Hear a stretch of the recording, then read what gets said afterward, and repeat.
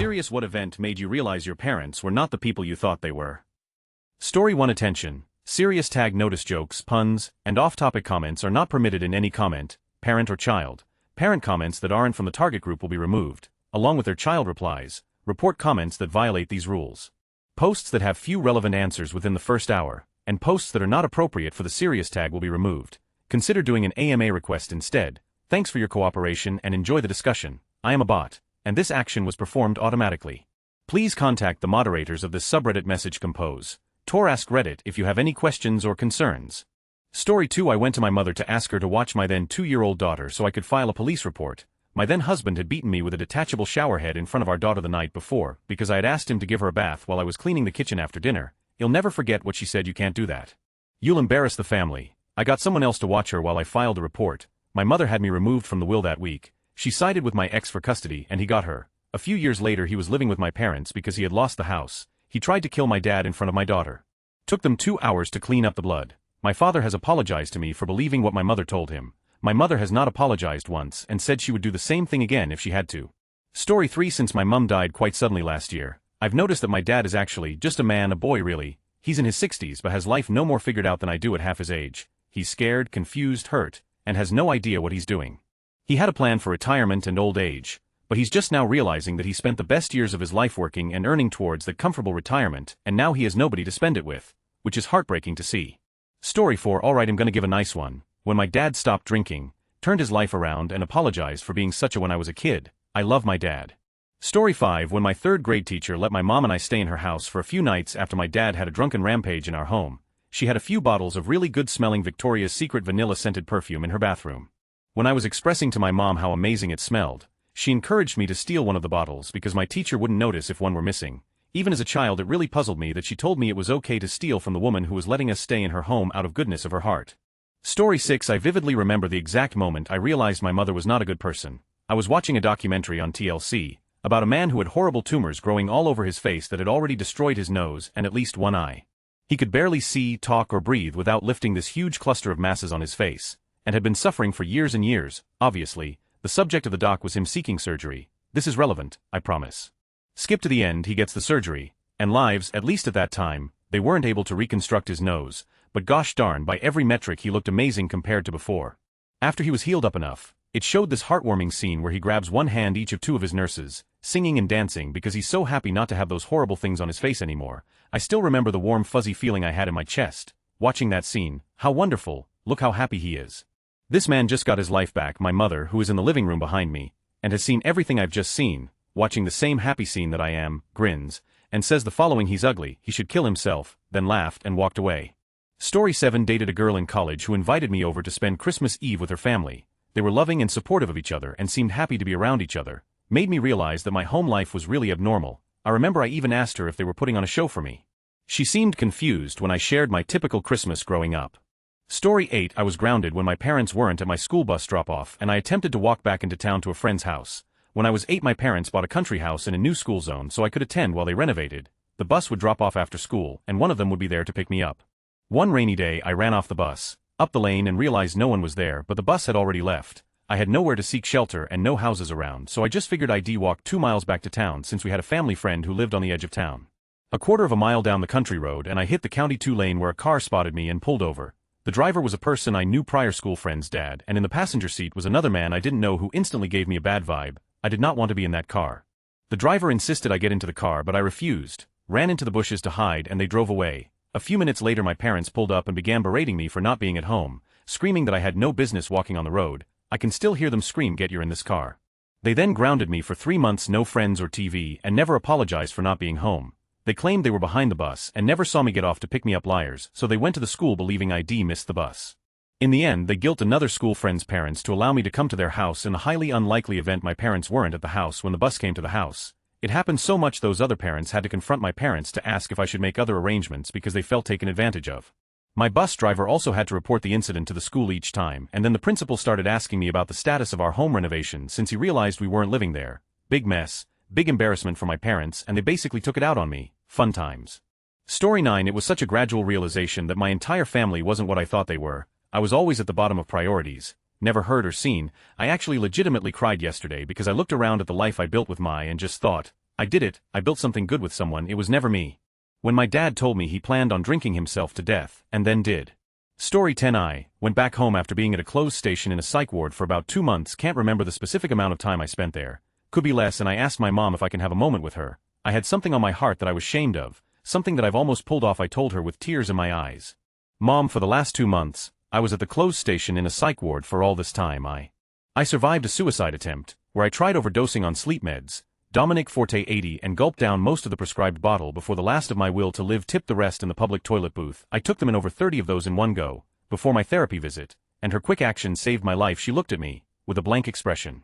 Looked back at my dad's general direction, and her face changed to worried. I expected a hug, compassion, even relief that I was alright, but nope, I sat there in pure horror, as the first thing she says, as a reaction to that, I'm just worried about your father. That poor thing. Do you have some money you can lend him? He could really use it. I couldn't believe it. I asked after several attempts at uttering any words at all. Did you understand what I just told you? She replied, yeah. But you're okay and it's in the past now. Your dad needs help now. What's that problem that my dad was going through, you ask? Yes, he gambled around $3,000 in one night. I was kicked out of home, been living there, paying with my mental well-being. Thinking I could save money during my vocational training, defending the name of that very woman. When my dad has mouthed her, she was the very one standing in my way. When it was my turn to hit back, she watched him kick the door in, throw and smash plates and glasses in my direction, threatened to literally rape me. A 24-year-old, despite what he knows, but she decided to the moment to act, is when O was finally fed up, and decided to fight hit back. That was 2 years ago, a week after my birthday. Edit more context. Story 11. It's a subtle thing, but as I've gotten older I've realized that my parents were saner, more competent and more reasonable than the average by a fair margin. They're both bright and capable, but they're not confident people. Neither ever got the chance to get college degrees, and I honestly think they ended up putting degrees and those with them on a pedestal far more than they should. Story 12. I think I was 8 or 9 when I realized that while my younger sister and I sometime went to bed hungry, the egg donors always had plenty of beer, cigarettes, and weed. Story 13. My dad more or less abandoned the rest of the family when I was 11, and we ended up moving to a different country to try and get by. I had to step up and help my mum get through it and co-raise my younger siblings, which was pretty traumatic for me and forced me to grow up overnight. But through it all I still looked up to my dad as a kid does. We still had sporadic contact to him, and at one point he sent me an old phone he wasn't using as a gift. It had a different country's charging cable though, so my dad told me I just needed to cut off and replace the cable head, so I followed his advice and did just that. My uncle, my mother's brother, had taught me how to exchange cable heads so that I could help my mum make our home appliances usable again after the move to this other country. I was young and inexperienced though, so I misunderstood that this specific cable had a voltage converter built into the head which my dad hadn't mentioned, and promptly fried the phone after changing the cable head to one without a converter and plugging it into the wall. When my dad heard of it, he called me an idiot and made fun of me for it. For the next 20 years, I remember that moment as being the moment I realized I couldn't trust my dad's advice anymore, as he didn't know what he was talking about most of the time. Him being such an about it also felt like a betrayal to me, as I followed his instructions exactly as he had given them, and had proceeded to put all the blame on me as an 11-year-old when things went wrong, and even went so far as to tell the story to his friends and laugh with them about how dumb I was. Looking back, I'm pretty sure I outgrew him as a person right then and there, which says a lot about his mental emotional maturity considering I was still only 11 years old. There were a lot of moments where I'd fail something that a kid shouldn't have to be trying alone in the first place, and he'd make fun of me for it, completely missing the point that it wasn't me who was failing but him for not being there to raise his kids. He seemed to enjoy belittling me, despite my failures as a kid really being his failures. Now he's old and complains that his children don't call him. We've all fought our way to university degrees and stable happy lives, and we have our mother and ourselves to thank for that. He didn't just not help, but actively tried to hinder us by bringing us down any time he got to talk to us. He has the self-reflection capabilities of a brick. I realized that day that my dad was a very small person, and he hasn't changed since. Story 14. Mum does this thing where she'll loudly grumble about someone in their vicinity. Despite very clearly intending for the victim to hear her abuse, she maintains plausible deniability through muttering. When she talks about her day-to-day encounters, she will also employ a mocking voice to portray the other person in the encounter while speaking at a normal cadence and tone for herself. So she retells the story by essentially holding a play, where she portrays the other individual as an unredeemable caricature and herself as a reasonable individual. When I was about 8, we went grocery shopping together. It was the first time I was exposed to this behavior in its entirety, while being grown and present enough to think critically. I can't remember what the argument was about, but I remember my mother fighting with the cashier, beginning with the grumbles and escalating to what was practically a shouting match. I also remember thinking to myself that the poor cashier was doing a stand-up job of remaining calm and collected, whereas my mother was being visibly manic. I'll never forget her retelling the encounter at dinner later that night, replete with a cartoonish distortion of the cashier's voice, high-pitched, illogical, unrepentant, and her own portrayal as the staunch, unyielding voice of reason. I sat at the table in disbelief, wondering why she would just lie like that in front of me. Did she forget I was there? Was she hoping I wouldn't call her out? Did she think I'd show solidarity? Or was she so delusional as to actually believe events unfolded how she described them? Anyway, that's how I found out my mother was an undiagnosed narcissist and a compulsive liar. I haven't trusted a single story she's told since then. I love her and have never had any doubt that she loves me, but it's not possible to be consistently vulnerable with a person that refuses to treat their conditions enough to maintain a healthy relationship. Story 15. My mother really thought I lied about my brother and a father figure raping me. My childish brain hoped she just ignored it. Nah, she just thought I made that up. Joke's on her. Last year my cousin told my mother that my brother also tried to get her. Guess I wasn't lying then, my mother just referred my cousin to me. So I didn't even know he had another victim. I am so thankful for her to come out. It didn't really change a lot. But after being called a liar behind my back for years, I'm just glad she can't really say that anymore without looking stupid AF. Story 16. Since my parents are divorced, my 20 mom took my dad to court to discuss university finances when I was 17. She let me read some of the legal documents he submitted to the court since it directly involves me. For reference, my dad is a senior captain for an airline company and makes $300,000 a year. My mom makes $70,000 as a flight attendant for that same company. Yes, that's how they met. I had always been under the notion that my dad was poor, and that's why we didn't have any food in the fridge pantry, and why we always had to wear undersized clothes when we were at his house. Our shower towels had holes in them and we would often go hungry at night. From the divorce 10 years ago up until I moved out of his house last year, we didn't have toothpaste or shampoo, but all that time he had IRAs and funds and piles of money, literal piles of it in cash. In the court documents, he said that he only wanted me to stay at his house because he could write my tuition off on his taxes and that he didn't want to pay my mom fair child support. I learned that he got his pilot's license revoked temporarily because he refused to pay my mom her fair share of child support on multiple occasions. The documents said that he wanted nothing to do with me unless it was to get back at my mom for divorcing him, and that he doesn't care otherwise. That was heartbreaking to learn because he always seemed so loving to me even though we didn't have very much. He had so much money and I'm still grappling with how he let us suffer just to hoard his money. Story 17. Discovering my father had a mistress. I was shocked and heartbroken. Then I watched my mother become a doormat and turn to alcohol over the affair. He went back forth for over a decade. My parents stayed together to the end, but I don't know how or why. I lost all respect for my father. I was married with my own family when this all came out, but I had younger siblings still living at home. Infidelity is devastating to the entire family, and any of those affair apologists out there cannot refute that. Story 18. While studying university, I would come home to no dinner or anything in the fridge to make. I was told they didn't know if I'd be home. They stopped providing for me during my education because they didn't want me to become more successful than they were. They didn't attend my graduation either. Story 19. My mom was a certain type of way when I was younger, very controlling, kind of living vicariously through me. Like I didn't want to do dance but my mom wished she did when she was younger and loved dressing me up. I thought a lot of this went away or just didn't matter when I got older.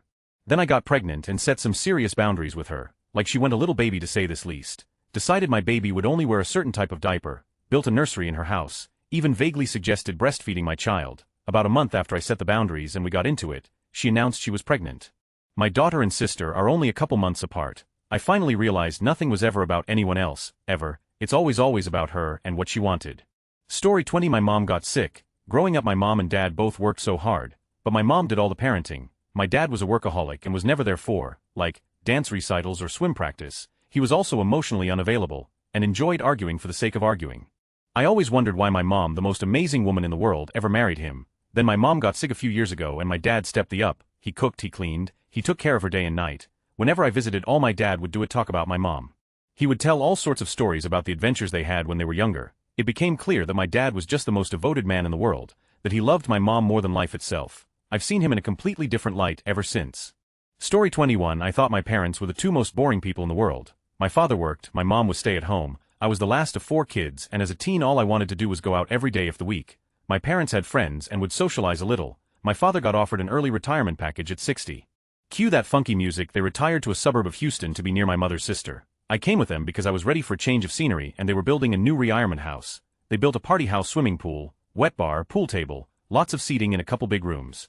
I was like, what? They started a retirees club and got the word out. Within 5 years they had 400 members. They would get together in groups of 12 to 40, pack onto a cruise and go see the world. They went everywhere. They threw massive parties at the house and went to parties practically every night. They had the best retirement I can imagine. I'm in my late 50s now. My wife and I are antisocial stay-at-homes. And we love it. Oh, how things change. Story 22. I was a single mom to a 14-year-old son when I began dating a divorced man with no children of his own. When it came time to meet his family, my son and I were welcomed with open arms. At the end of the weekend we stopped for snacks and drinks before beginning the 3-hour drive home. My son asked, is that what a normal family is supposed to be like? My heart broke for realizing what a show I'd been raising him in for lack of knowing any better. We've been ultra-low contact with my narcissistic mother since then. Huge thanks to Mr. K and the rest of the K family for showing us what a real family should be. Story 23. Last night at dinner, my mom started reminiscing on just how much she loved cocaine before us kids were born. Like, "Mom, I knew you grew up in the early 70s, but you'd never really expressed that particular side before." Story 24. I was supposed to go to my mom's company picnic, but I ended up canceling because it was also my boyfriend's company picnic. My mom called me and I had to talk her out of killing herself. Or so I thought. When we finally got off the phone, after about an hour or so of me begging her and sobbing, my sister messaged me. She said, "Mom asked me to check on you. She said something was bothering you." That's when I realized how manipulative and narcissistic my mother is. Story 25. One day me and my little friends built a snow fort and my sister and her little friends built a snow fort. We had a snow Waterloo. My dad was sitting off to the side smoking a pipe, just kind of laughing and observing, making sure it didn't get out of hand. Several tactical errors and a complete lack of respect for the chain of command led to the splintering of our forces, and my sister's well-organized cadre of pink puffy-jacketed commandos had surrounded and overwhelmed our position, raining snowy death on us from above as we cowered in the increasingly depleted remains of our once mighty citadel. Finally we yelled towards my father, "We surrender," and the bloodbath ceased for an instant. We lay there, destitute, surrounded by ruin, with my sister and her sparkly-eyed guerrilla fighters, hands cocked, snowballs in hand, looming over us like the very shadow of death itself, as we all looked to my dad for a final ruling on our fate. My father took a long puff from his pipe, exhaled and said, "We do not take prisoners in this house, finish them." The final volley of ice and snow that followed saw our forces wiped from memory, the earth salted, our frozen, poofball-hatted corpses a resounding monument to the folly of the arrogance of young men. I never saw my dad the same again. Story 26. I became a parent. I realized that I would do anything for my child, and despite the hardships I loved my child, so it wasn't that hard. That's when I realized my parents really sucked. Story 27. My dad used to hit on me when I was a kid. I hit puberty pretty early, like 7 or 8 years old, and he started complimenting my sexy legs and saying how they looked like my mom's legs. He'd make me change in front of him while I cried and begged for privacy. He told me I was attractive after seeing me in a fitted dress when I was 16 and said if you weren't my daughter, and stuff like this was pretty persistent and it made me uncomfortable, but I didn't think much of it back then. My dad was physically and verbally abusive to me growing up, so I always felt like he was a piece of. But not that kind of piece of two, until I got older and realized. Story 28. My dad has been an avid gun enthusiast and hunter my entire life. Before I was born, that man had already killed more than the plague, so growing up, I always slept soundly. If dad was home, I was safe. Fast forward to my 20s. He stays the night in my apartment on the couch for a work conference in the city really early the next morning. About midnight, I awaken to gunshots out in the parking lot and run downstairs to check on dad. He's sawing logs on the couch, didn't wake up or even stir. Reality shattered. 1 year, I lost my job and was poor. My parents have a comfortable life, so I asked them if they could support me with food, just for 1 or 2 months. They refused because I'm an adult. It was the first time I'd struggled with life. I've always been obedient, a good student and so on, and when I asked for some money for my food, they said no and bought a car, cash for $40K. I was so sad and disappointed. I still see them, but to me they're no longer my parents, just 2 distant family members. Story 29. I'm from a small town in Texas. My parents were elders of the church I went to growing up. They were well respected in their circles. Around 2013, the denomination's national conference said their official stance changed to allow LGBTQ people to hold leadership roles in the church and to allow gay marriage in their churches. Well, in small-town Texas that was going over exactly how you'd expect. The elders of the church had an open discussion after church the next Sunday, and one of the more prominent members brought up leaving the denomination instead of allowing the gays to taint their church with sin. My parents were the only 2 who voted to stay and allow LGBTQ people be part of the church. After that, my parents were asked by the other elders to step down as elders, and you'll never forget my very conservative mom saying if the God you follow would cast people out because of their love, then that's not a God worth worshipping, and then walking out down the aisle, and out the door my dad, sister, brother, and I all got up to follow. None of us have ever gone back. My mom earned so much respect for me that day, and I learned she was a much better, more loving person than I had known her to be. None of our family members are gay for her to get defensive over. She just stuck up for what was right and was willing to lose a lifetime of friendships over it, and you'll never forget her character showing that day. Story 30. When they put me in a mental institution for 9 months based on a lie, it was the most traumatic experience of my life at the time. I was 15 and turned 16 in there. I was depressed but didn't want to die until I got there. I didn't even know I was going. The police showed up at 11:30 one night and took me away. The place was filthy and there were drugs, abuse, bullying from staff. Medication was never consistent. We were not allowed outside because someone escaped 2 years prior. The list goes on. I think they've changed their name a time or two, but it used to be Lakeland Behavioral Health in Missouri. Story 31. My mom told me while drunk that I was conceived during an Alabama Hot Pocket. Don't Google that, you have been warned. 2. My mom came to my hospital room after I gave birth exclusively to tell me that my baby who was in the NICU was going to die, and that it would be my punishment from God for marrying a insert racial slurs here. Story 32, a more wholesome one. My mom is technically my stepmom. She didn't treat me any different from my siblings, but as a kid I always wondered if she really loved me as much. Once I was an adult and I was telling her how much my life had changed realizing I have ADHD, she got so mad because she tried to take me to a psychiatrist to diagnose me. With what she wasn't sure, she just knew I was struggling with something. They kicked her out because she wasn't my real parent, and how dare she insinuate something is wrong with me, blah blah blah. We both felt so vindicated. After that I started asking her perspective from a lot of things that confused me as a kid, and she listened to my side too. I came to understand this woman who had no obligation to love me, loved me more than anyone else in my life and only ever had my best interests in mind, even if it didn't always look that way to a 10-year-old or a moody teenager. Story 33, I used to officiate minor hockey games. When I was 14 a parent tried to fight me in the parking lot while I was waiting for a ride from my mom. My dad still associates and thinks this guy is alright. I love my dad, but I've told him I would unplug the guy's life support to charge my phone. I honestly to this day don't see what my dad thinks is so great about him. Story 34, probably when long after their divorce my dad told me one, he cheated on my mom with around 30 women during their marriage, and two, that started because she completely refused any with him, which, I guess, explains how he was always extremely friendly and chatty with any female service staff, colleagues, etc. And why he was almost always miserable around my mother. I'm not even blaming him, he was always a calm, rational, caring guy, while my mother was extremely abrasive, started fights, complained constantly, long before the cheating, but that confession made me go from poor dad to they were both at fault. Story 35, when I was 7 years old I told my mom that I was afraid of her and that I didn't think I was supposed to be afraid of her. Her responses was that I was a horrible and ungrateful excuse for a daughter. I'm 34 now and I don't think I'll ever forget that. Years later when I went to college I tried to tell my dad about the years of abuse from my mom. He told me she's family so I should love her and get over it. I tried to talk things out with them for years. Finally I went no contact in 2020. They still can't understand why I cut them off. They think I'm an ungrateful child. Story 36, at 17 my mom, stepdad, siblings and me all went from Ohio to West Virginia to visit my aunt. While there, my mom and I got into an argument about where I was going to college. She slapped me. It turned into a big fight. The next day they all packed up and my mom said she hopes I can find my own way home. They all left me there, underage, with no car or way home. My aunt had to drive me halfway and a friend picked me up the other half. I stayed at a friend's house for a night, then snuck back into my windows. My mom pretended it never happened. Story 37, I told my mom my cousin, not a blood cousin, molested me when I was 8. I was 12 when I confessed. She told me he'd never do something like that. I must have dreamed it. Turns out she was his dad and I assumed she didn't want me to ruin that. My dad was in prison at the time, so he didn't know and couldn't do anything about it. She always advocated for children and believing children. Unless it was me. Why moms hate their oldest daughters. Story 38, came out to them as trans. I cut them off because they've spent all their time since then being in varying states of denial. One parent does it out of bigotry. The other practically views me as being made in their image.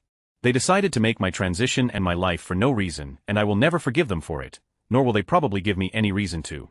Story 39, when I realized she was never able to apologize for anything. She always had a reason for everything when it was clear she was in the wrong. That's when I realized I was being gaslit. I went into therapy a year later and learned that she has traits of a narcissist. Story 40, for a long time I felt my single mother was absent as a parent. Turns out she was working her off to pay bills and make sure her kids were fed, thanks mom. Story 41, when I went no contact 2 years ago after my father's infidelity and my mother telling me that it was my fault somehow and shared that she never truly liked me. They have since tried to discredit me with my larger family. Narcissism is real. Story 42, started studying psychological disorders and neurodivergence in college, and realized I was seeing a lot about behavior patterns that may as well have had their pictures next to it. Story 43, when my parents adamantly refused to believe that I was suffering from toxic mold exposure despite my providing a doctor's letter, expert's mold report, 2 blood tests and a urine test to prove it. Story 44, well, I must be a lucky one. I tried to rack my brain thinking of a time when they've changed my perception of them. There were the embarrassed teenage years. But that was me, not them changing, in mid-40s, and I can say they've been solid and consistent in who they are. They're human, so they have their foibles, but even those have been consistent. Story 45, when they cut me off and refused to ever speak to me again after I had a hysterectomy, because I wouldn't be serving the only interest they ever had in me to provide them with a severely mentally ill grandchild. Even though I'd been telling them for 20 years that I was never going to have children because of all the mental illness and abuse that is pervasive in the family, they didn't believe me about this until it was actually physically impossible for me to do so. Story 46, when I started studying psychology and realized my parents expected me to be a fully functioning adult in a 7-year-old body-mind. I honestly believe they assumed I had all the world knowledge they had from their decades of living, and when I asked questions it was because I was stupid. When in reality, I was a child experiencing things for the first time and trying to make sense of it all. There were words I only saw in print that I couldn't pronounce. I was mocked for pronouncing them wrong. I asked what a quiver was because I had genuinely never heard that word before, and I was mocked for years with my family going, "What's a quiver?" for years. And of course, they wonder why I don't want to speak to them anymore. Story 47. Honestly, it was my mom voting for Trump. I would consider my mom a good person. She lovingly and fully accepts my long-term partner who is trans. We're white, but I know she's not racist. She even goes to a church with a very progressive, pro-LGBT minister. And still she voted for Trump, a person who wants her future daughter-in-law to not exist. And she completely refuses to have any conversation about it, no matter how patient or kind I am in bringing it up. I learned this kind, intelligent, strong woman is ideologically completely inconsistent, deeply incurious, totally convinced her view of the world is correct, and unwilling to see any alternative perspectives. To her, Trump is the good Christian conservative choice. Wild. I know this isn't anything like as dramatic as a lot of these posts will be, but learning who my mom really is made me double down even more on trying to make sure I see other perspectives and am always learning.